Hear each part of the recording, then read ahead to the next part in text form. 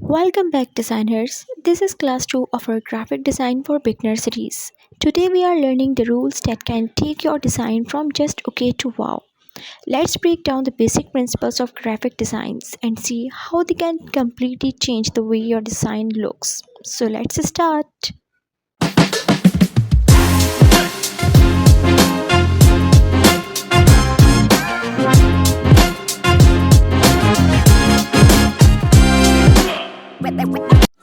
So let's start with the first principle, that is balance. Have you ever made a design and felt like one side looks too heavy? That's basically a balance problem. For example, imagine a posture where you have a huge photo on the right and just one tiny line of text on the left. Your eyes naturally feel that the right side is heavier. Now make the photo slightly smaller and give the text more visual weight. Suddenly the design feels much more comfortable. The idea is simple. Every part of your design should feel visually balanced. Our second principle is contrast. Imagine you are making a restaurant poster and you write everything in the same font size, same colors, and same weight. Where should I look first? Exactly, that's the problem. Instead, make the restaurant name large and bold. Keep the offer smaller and use a strong difference between the background and text. For example, 50% off should grab attention first. Weekend special should come next. Order before Sunday, supporting information. That's different is contrast, and it tells the viewers deserves attention. The next and most important principle of graphic design is alignment. Imagine a business card where the name starts at one position, the phone number starts somewhere else, and the email is slightly moved again. Nothing looks completely wrong, but the whole thing feels messy. Now put all three on the same invisible line. Boom! The design immediately looks more professional. Alignment is basically giving your element an organized place to sit. Another principle is proximity. Let's say you are designing a food menu. You have the burger pictures on one side, the burger name somewhere in the middle, and the price far away. The customer has to figure out which price belongs to which burger. Instead, keep the burger image, name, description, and price close together. Now the information becomes much easier to understand. That's proximity. Related things stay together, unrelated things get some space. Move towards the next principle, that is hierarchy. Open an Instagram and look at any good advertisement. You will probably notice the main message first, then the image or offer, and finally the smaller details. That doesn't happen by accident. For example, imagine a sale poster. Summer sale, 50% off, selected products, shop now. Your eyes naturally moves from the biggest or strongest element to the smaller information. That's visual hierarchy. You are controlling the viewer's journey through your design. The another most important principle is white space or blank space. Beginner often thinks an empty space means something is missing. So they keep adding text, icons, shapes, and pictures until there is almost no space left. But look at professional advertisements. They often leave plenty of empty space.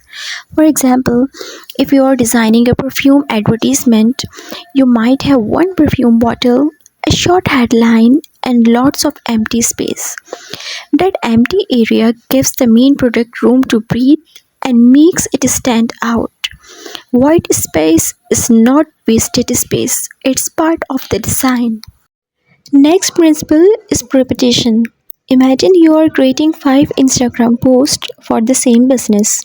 One uses blue and yellow, another uses red and green, and every post has completely different fonts. Even if each individual post looks good, they will not feel like they belongs to the same brand. Instead, use the same fonts, colors, shapes, or visual styles across the post. Now, when someone see the next post, they can recognize the brand immediately. That's the power of repetition. Let's move towards the next principle, that is emphasize. Imagine a YouTube thumbnail where the title, background, person, logo, arrows, and every single elements are all huge. Where do you look? Probably everywhere and nowhere. Instead, choose one main element. For example, if your video is about Photoshop versus Canva, make those words or the two tools the main focus, while everything else support them. Good design doesn't make everything important, it decides what's most important. Next principle is promotion and scale. Imagine a business card where the company logo is tiny but the phone number takes up half of the card. It might technically fit, but the size don't make sense. Now make the logo larger, keep the contact details readable but smaller, and create a clear relationship between the elements. That's proportion and scale. Don't make something big just because you can. Make it big because it needs attention. The last and another important principle is unity. Imagine designing a poster using 5 different fonts, 7 random colors, 3 completely different illustration styles, and unrelated images. Every element might look good individually, but together they feel like 5 different designs. Now, use a consistent color palette, 2 complementary fonts, and images with a similar style. Suddenly, everything feels connected. That's unity, making all the individual pieces feels like they belongs to the same design. Now you know the principles, but here's the important part. Don't just memorize them. Start noticing them. Open Instagram, look at a poster, a logo, or an advertisement and ask yourself, where is the balance? Where is the contrast? What do I notice first? Where is the white space? Once you start seeing these principles everywhere, you will start using them naturally in your own designs. That's for today. I hope you now have a better understanding of the basic principles of graphic design. This is just the beginning of our graphic design journey, and there is a lot of more to explore. See you in the next video.